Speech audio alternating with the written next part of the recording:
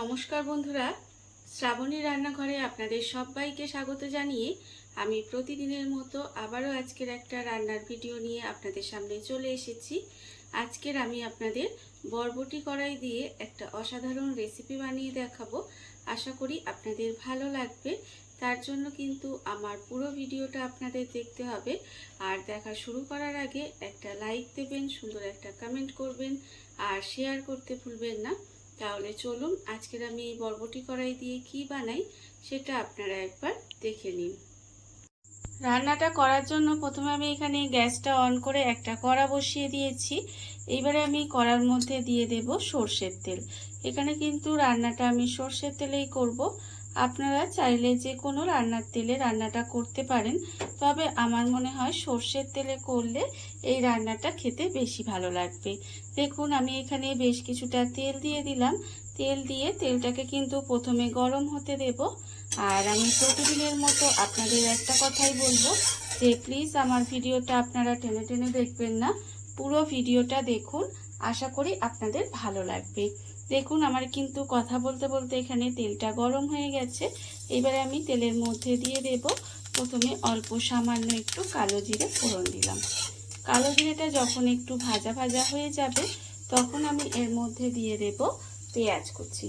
এখানে কিন্তু একটা বড় সাইজের পেঁয়াজ এইভাবে একটু লম্বা লম্বা করে কুচি করে রেখেছি, সেই পেঁয়াজটা আমি এখানে দিয়ে দিলাম। পেঁয়াজটা দিয়ে পেঁয়াজটা কিন্তু এইভাবে একটু ছাড়িয়ে ছাড়িয়ে দেব। ছাড়িয়ে দিয়ে হালকা করে কিন্তু প্রথমে ভেজে নেব। খুব বেশি লাল করে ভাজবো না, একটু হালকা করে প্রথমে পেঁয়াজটা ভেজে নিতে হবে। পেঁয়াজটা আমার এখানে হালকা করে ভাজা হয়ে গেছে। পেঁয়াজটা কিন্তু এরকম একটু হালকা করে ভেজে নিয়েছি। এইবারে আমি দিয়ে দেবো এর মধ্যে রসুন কুচি। এখানে কিন্তু 4 কোয়া রসুন আমি একেবারে ছোট ছোট করে কুচি করে রেখেছিলাম, সেই রসুন কুচিটা এর মধ্যে দিয়ে দিলাম। দিয়ে রসুন কুচিটা দিয়েও কিন্তু একটু এইভাবে নেড়ে নেব। রসুনটা দিয়েও কিন্তু খুব বেশি ভাজার দরকার নেই, এইভাবে একটু সময় নেড়ে নিয়েছি। এইবারে আমি এর মধ্যে দিয়ে দেব বরবটি কড়াই। এখানে কিন্তু আমি বেশ কিছুটা বরবটি কড়াই এইভাবে একটু লম্বা লম্বা করে কেটে রেখেছিলাম, সেই কড়াইগুলো দিয়ে দিলাম। দিয়ে এইভাবে কিন্তু পেঁয়াজ রসুনের সঙ্গে কড়াইগুলো একসঙ্গে একটু ভেজে নেব। এইভাবে কিন্তু পেঁয়াজ রসুনের সঙ্গে একসঙ্গে কড়াইটা ভেজে নিতে হবে। আপনারা চাইলে কড়াইটাকে প্রথমে তেলের মধ্যে দিয়ে হালকা করে ভেজে নিয়ে তারপরেও রান্নাটা করতে পারেন, তবে আমি এইভাবে একসঙ্গে রান্নাটা করে নেব, মানে ভেজে নেব। তাহলে সময়টা অনেক কম লাগবে আর রান্নাটাও তাড়াতাড়ি হয়ে যাবে। দেখুন আমি কিন্তু এইভাবেই একটু সময় কড়াইটা ভেজে নেব। পেঁয়াজ রসুনের সঙ্গে বরবটি কড়াইটা দিয়ে কিন্তু খুব ভালোভাবে ভেজে নিয়েছি। আর কড়াইটা কিন্তু অবশ্যই ভালো করে ভেজে নেবেন। এইভাবে একটু সময় নিয়ে কিন্তু কড়াইটা ভেজে নিতে হবে। আর এখানে দেখুন কড়াইটা আমার ভাজা হয়ে গেছে। এইবার আমি এর মধ্যে দিয়ে দেব আন্দাজ মতো নুন। এখানে কিন্তু আমি আন্দাজ মতো নুন দিয়ে দিলাম। আর দেব আমি এখানে হলুদের গুঁড়ো। এখানে 1 চামচ মতো আমি হলুদের গুঁড়ো দিলাম। আর দেব আমি এখানে, এটা ছোট চামচ তাই হচ্ছে দুবার ধরে দিলাম। আর দেব এখানে স্বাদ অনুযায়ী লঙ্কার গুঁড়ো। আপনারা কতটা ঝাল খাবেন সেটা বুঝে কিন্তু লঙ্কার গুঁড়োটা ব্যবহার করবেন। তারপরে আমি এর মধ্যে দেখুন সমস্ত কিছু মশলাগুলো দিয়ে খুব ভালোভাবে মিশিয়ে নেব। খুব সামান্য কিছু ঘরে থাকা উপকরণ দিয়ে রান্নাটা হয়, অথচ খেতে কিন্তু অসম্ভব সুন্দর হয়। এইভাবে আপনারা বানিয়ে খেয়ে দেখবেন, গরম ভাত কিংবা রুটি যে কোনোর সাথে কিন্তু ভীষণ ভালো লাগবে। দেখুন এইভাবে কিন্তু মশলাগুলো দিয়ে আমি খুব ভালোভাবে কষিয়ে নিয়েছি। আর কষানো কিন্তু আমার এখানে হয়ে গেছে।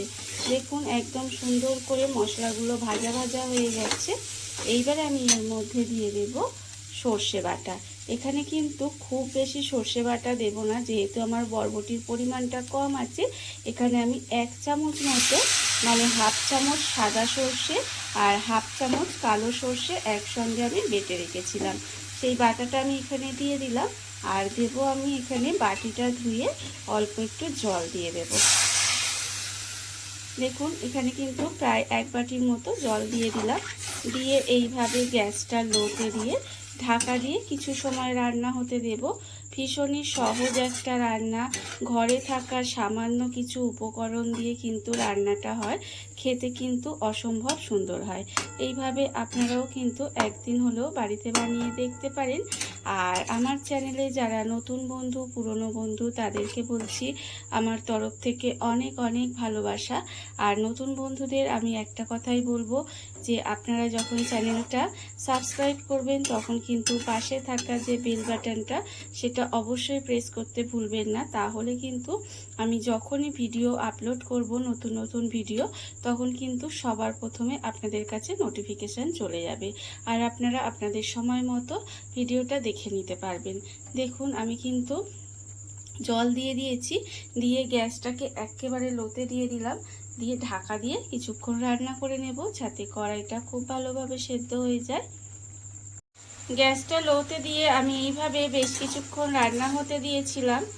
দেখুন এখানে কিন্তু রান্নাটা আমার প্রায় হয়েই গেছে আর কড়াইটাও কিন্তু সুন্দরভাবে সেদ্ধ হয়ে গেছে, একদম মাখো মাখো হয়ে গেছে। নামানোর আগে আমি এর মধ্যে দিয়ে দেব কাঁচা সর্ষের তেল। এখানে কিন্তু আমি অল্প পরিমাণে একটু কাঁচা সর্ষের তেল দিয়ে দিলাম, দিয়ে আমি খুব ভালোভাবে মিশিয়ে নেব। মিশিয়ে নিয়ে তারপরে কিন্তু গ্যাসটা অফ করে দেব। অফ করে দিয়ে ঢাকা দিয়ে কিছুক্ষণ এইভাবে রেখে দেব আর তারপরে আপনাদের পরিবেশন করে দেখাবো ঠিক কেমন লাগলো।